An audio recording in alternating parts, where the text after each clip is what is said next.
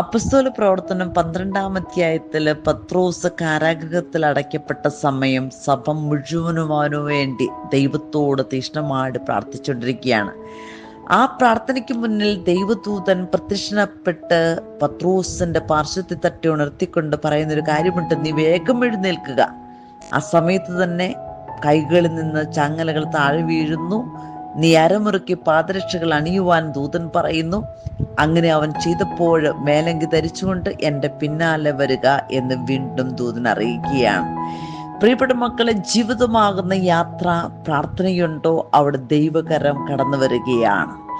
എല്ലാം സംഭവിച്ചറിഞ്ഞപ്പോൾ, യാഥാർത്ഥ്യമാണെന്നറിഞ്ഞപ്പോൾ പത്രോസ്ലീഹ പറയുന്ന ഒരു കാര്യമുണ്ട്: ദൈവം തൻ്റെ ദൂതനെ അയച്ച് ഹെരോദോസിന്റെ കരങ്ങളിൽ നിന്നും യഹൂദന്മാരുടെ വ്യാമോഹങ്ങളിൽ നിന്നും എന്നെ മോചിപ്പിച്ചിരിക്കുന്നു. ദൈവമക്കളെ, ഇതാണ് പ്രാർത്ഥന എന്ന് പറയുന്നത്. ഏതവസ്ഥയിലും മാറ്റം വരുത്താൻ പറ്റുന്ന പ്രാർത്ഥന നമ്മുടെ കൂടെയുണ്ടെങ്കിൽ ഈ ലോകത്തിൽ ഒരു കാരാഗൃഹവാസമോ അല്ലെങ്കിൽ അടിമത്തത്തിന്റെ ചങ്ങലകളോ അസ്വസ്ഥകളോ നിന്നെയോ നിന്റെ കുടുംബത്തെ ഏൽപ്പിക്കുവാൻ ദൈവമായ കർത്താവ് അനുവദിക്കില്ല.